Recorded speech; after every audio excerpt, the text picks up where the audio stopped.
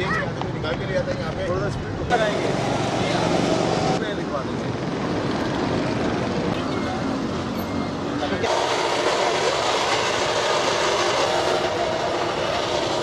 मतलब तुम क्या था बारीक कर दे इसको, बोला बाहर लगाना, बाहर लग पड़ेगा ना। ग्रीन डिफ्यूजी गाड़ी इसमें क्या होगा, कहना इसमें लगाएंगे।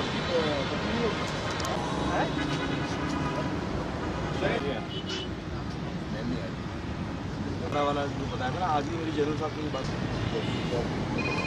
बड़े हो जाते हैं तो अच्छे। वो हमारी क्या गारंटी, हमारी बाहर से जो पड़ती है बाउंड्री में बता के वो कोने वाला जो कॉर्नर है ना, एक ताला बंद करके चला जाता है।